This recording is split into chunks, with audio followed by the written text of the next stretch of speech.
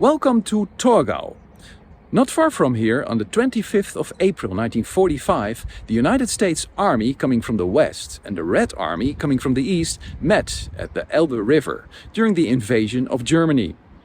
Today I'm in Torgau to cover another dark chapter of the history of the GDR. It's the story of the Geschlossener Jugendwerkhof that was located in this town.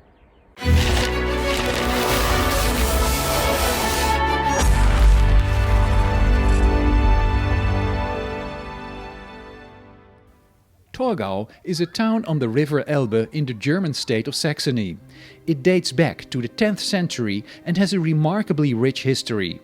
Many things happened here during the Reformation in the 16th century, during the Battle of Torgau in the 18th century, and again in the 20th century during and after the Second World War.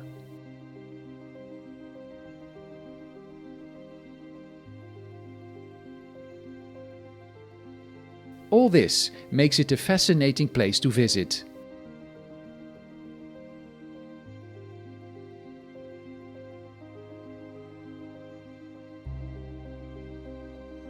But if you turn down a small street with the idyllic name Fischerdörfchen, which means Fisherman's Hamlet, you can find this less than idyllic looking building.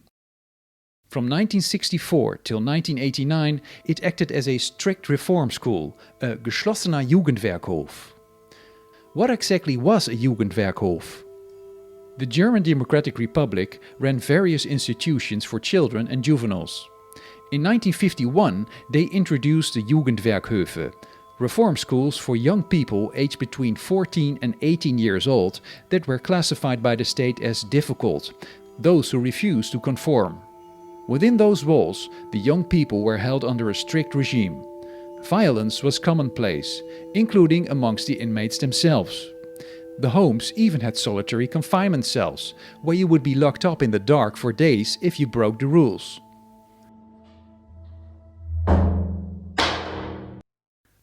Jugendwerkhöfe were quite often located in beautiful settings, such as Wasserschloss Klaffenbach, a castle in Saxony surrounded by a moat.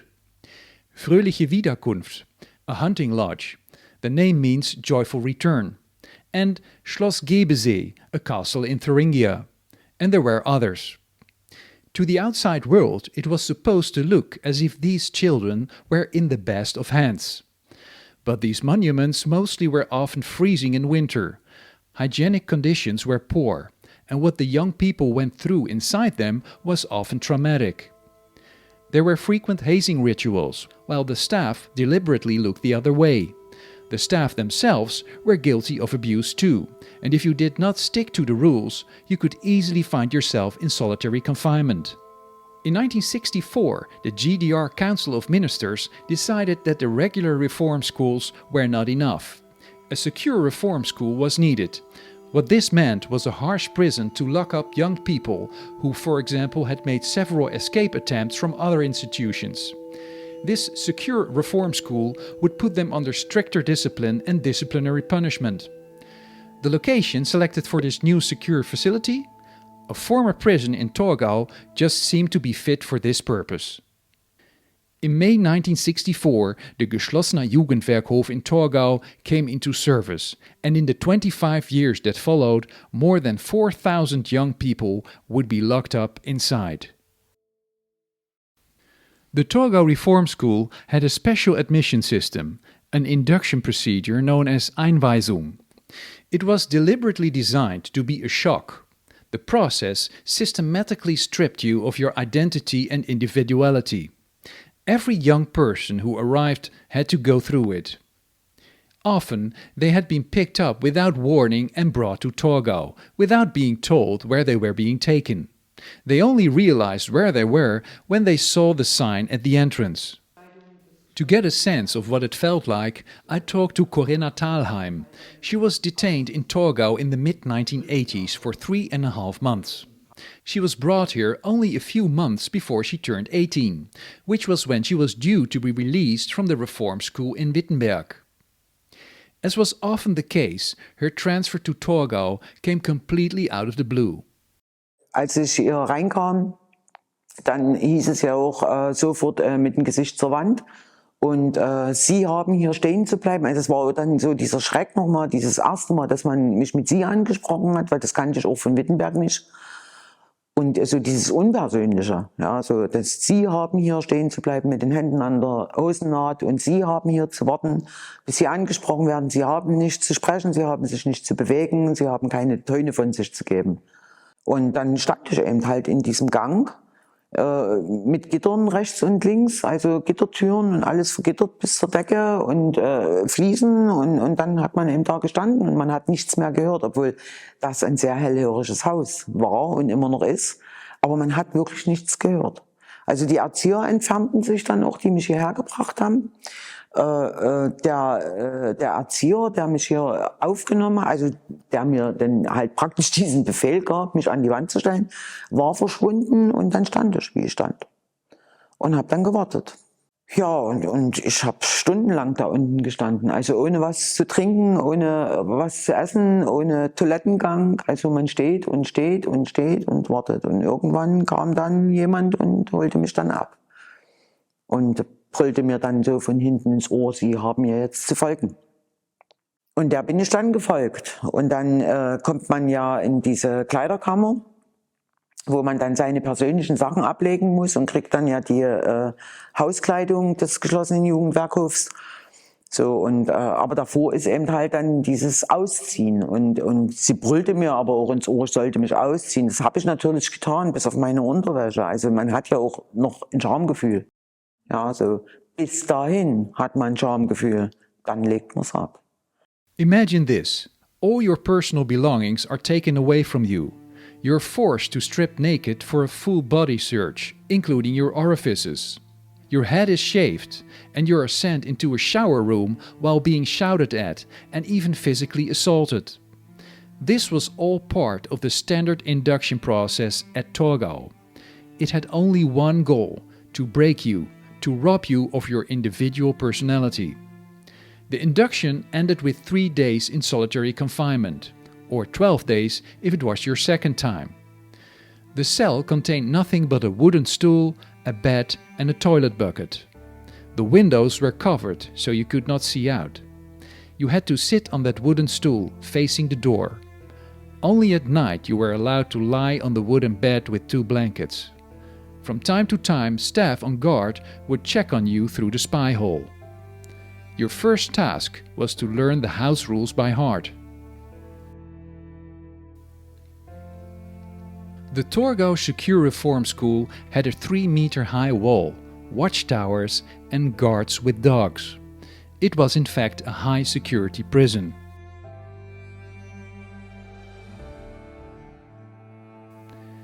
You had no privacy. Even visits to the toilet took place in groups and at fixed times, with a staff member watching. There was a strict timetable. Education and vocational training took place just 1 day a week, which didn't meet the minimum laid down by the East German Constitution. The rest of the week, the 60 boys and girls had to spend most of their time metalworking and performing assembly. Also, the weekends were not without labor. Von Montag bis Freitag arbeiten in den Arbeitsräumen. Der Ablauf war jeden Tag gleich. Samstags war dann immer so diese Putz- und Flickstunde. Also wir mussten dann auch auch unter der Woche sauber machen, aber dann wurde richtig grundgereinigt. Dann mussten wir wurden dann auch in den Raum eingeschlossen, wo unsere Bekleidung war. Und mussten dann eben halt Knöpfe annehmen, wenn irgendwas kaputt war. Also Ausbesserungsarbeiten machen, stopfen, Knöpfe annähen, wie auch immer. So, das war dann eben halt so die Beschäftigung samstags. Und sonntags war eben dann halt nicht so groß Revierreinigung, aber es war dann eben halt, dann war auch immer dieser Freizeitsport halt. Das war dann so die Aktivitäten sonntags. The young inmates had to do a lot of sport as part of the disciplinary process. On top of learning to live as a collective and receiving political education, military drill was a fundamental part of the system. The assault course in the grounds was in constant use. Day in, day out, the inmates were forced to do burpees to the point of total exhaustion. Even though there were indoor facilities, sports almost always took place outside, whatever the wind and weather, and there was no such thing as a warm-up. Sport in Torgau, sage ich immer, gab es Frühsport, Mittagssport, Abendsport, Freizeitsport, Strafsport, es gab jede jegliche Form von Sport. Und wenn es mitten in der Nacht war und die haben uns rausgeholt und haben uns eben halt über den Hof gejagt. Das war denen egal. Gerade dieser Extremsport hier in Torgau, der hat ja körperliche Schäden angerichtet. Wir waren damals zu dem Zeitpunkt ja wirklich auch noch in der Entwicklung. Und in dieser Entwicklungsphase wurde hier massiv gestört. Und es ist ja auch nachgewiesen, dass wir hier Hochleistungssport machen mussten, aber eben halt nicht vortrainiert und auch nicht hinterher abtrainiert. Many of those who spent time in Torgau still have health issues resulting from the sport they had to do. Everyday life in Torgau was dominated by intimidation, control and punishment. Physical exercise was commonly used as punishment. For example, being made to do as many as 400 push-ups, or being made to spend hours going up and down stairs in a squatting position, the so-called Entengang, the duck walk, which meant you had to walk in a squat with your hands held above your head. Also die kleinste Verfehlung konnte schon eine fette Strafe werden. Und es war immer wirklich minütlich dieser Kampf gegen diese Strafen, obwohl man denen nicht entkommen konnte. Wenn die gerade mal schlechte Laune hatten oder die hatten massiv gute Laune, selbst dann. Und die schlimmsten Bestrafungen, so habe ich es auch empfunden, sind an und für sich in Torgau gab es ja diese Dunkelzellen. Und zu den Dunkelzellen kam dann noch also wir nennen es immer der Fuchsbau. Das ist die kleinste Zelle, die kleinste Dunkelzelle hier in Torgau, die ist 1,20 Meter mal 1,20 Meter. Also man kann nicht drinnen stehen, man kann sich kaum bewegen da drin in dieser kleinen Zelle. Und reinkriechen müssen sie sowieso, wenn sie rein wollen, weil selbst die Öffnung in die Zelle rein nur so hoch war. Corrina Thalheim spent in total 7 nights in this dark punishment cell. Up to today, she has not been able to face going back to see it. Also ich verbinde wirklich diese 3,5 Monate Torgau mit ganz extremen Drill und psychischen Terror. Ja, also, und dieser Versuch dieser Gehirnwäsche. The man behind the education methods at the reform schools, including Torgau, was Eberhard Manschatz, a former Nazi whose past the GDR authorities chose to ignore. Manschatz was an educationalist and department head in the Ministry of People's Education. He largely followed the ideas of the Soviet educationalist Anton Makarenko. Makarenko regarded work as basic to intellectual and moral development. He also believed that all children should be assigned tasks requiring labor and should be given positions of responsibility in order to learn the limitations of their individual rights and privileges. The interests of the collective ranked higher than those of the individual. Overall responsible for the Torgau Reform School, Manschatz's boss, Margot Honecker, the Minister of People's Education. Click here to watch the video I made about this woman previously. I will also leave the link in the description. There was sexual violence in Torgau and other reform schools among the young people themselves, but also abuse by staff. Many victims still choose to remain silent, and the exact number of cases is unknown. Torgau director Horst Kretschmer would have girls and boys taken from their beds during the night and brought to his quarters where he abused them. Mein allerschlimmstes Erlebnis war, ich bin hier in Torgau durch den Direktor sexuell missbraucht worden. Und das war das Schlimmste, was mir passieren konnte. Ja? Also ich glaube, ja, hätte mir eine geknallt, wäre es einfacher gewesen. Ja, so. Und um das Ganze dann auch noch abzurunden, also ich meine, ja, wir wissen alle jetzt auch, dass er eben halt, dass er pädophil war. So, und dann auch sind für mich auch alle, die sich hier Erzieher schimpften, Mittäter. Weil man hat mich aus dem Schlafraum geholt, nachdem Einschluss war und Nachtruhe schon sein sollte. Und man hat mich zum Direktor gebracht. So, und dann weiß ich doch aber auch als erwachsener Erzieher, dass um 22 Uhr der Direktor mit mir bestimmt kein Gespräch führen will. So.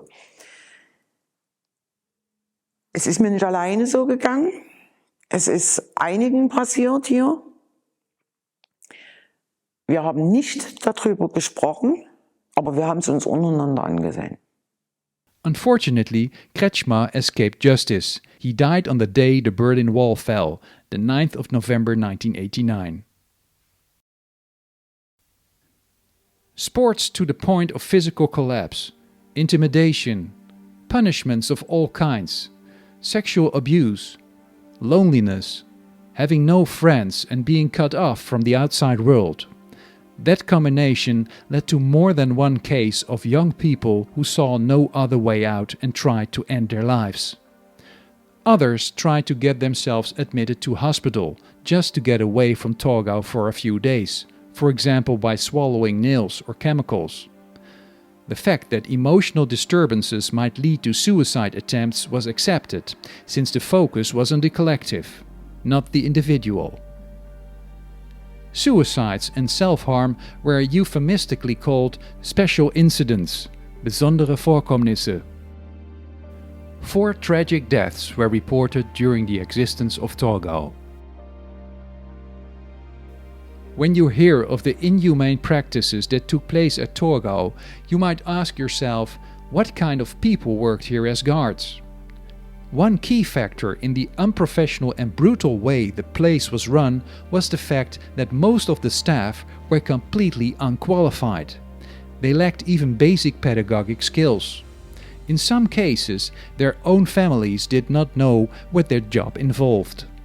There are several cases where family members only discovered what their husband or father did after he passed away. Sie hatten ja wirklich auch zu jeder Zeit die Möglichkeit zu sagen, nein, ich möchte das nicht, ich gehe woanders hin. Ja? Und das haben sie ja nicht getan. Sie sind ja da geblieben. Also haben sie ja irgendwas ausgelebt, was sie so draußen nicht ausleben konnten. Und das haben wir hier zu spüren gekriegt. Also ich weiß, dass wir hatten hier einen sogenannten Erzieher, der war strafversetzt, der hat in Torgau bei der Polizei gearbeitet. Und weil seine Verhörmaßnahmen zu streng waren und zu brutal waren, hat man ihn strafversetzt hier rein. Na logisch hat er hier ausgelebt. Weil dann konnte er ja das fortführen, was er draußen schon getan hat. After they were released from Torgau, it was not as if the youngsters could just get back to their normal lives. Most of them are reminded of the experience every day, which has been the case ever since they left. Anxiety, depression, and personal disorders are just some of the common consequences of the harm they suffered here.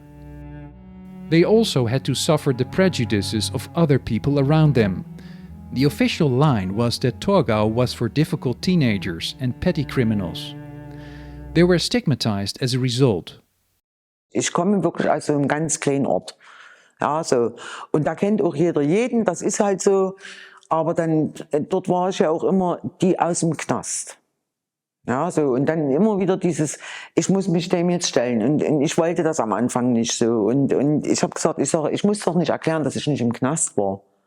Ja, so, es geht denen doch auch nichts an. Aber ich war eben halt, das so nach dem Prinzip, der Mensch kann 99 gute Eigenschaften haben, hat er eine schlechte, hängt die dem ein Leben lang an.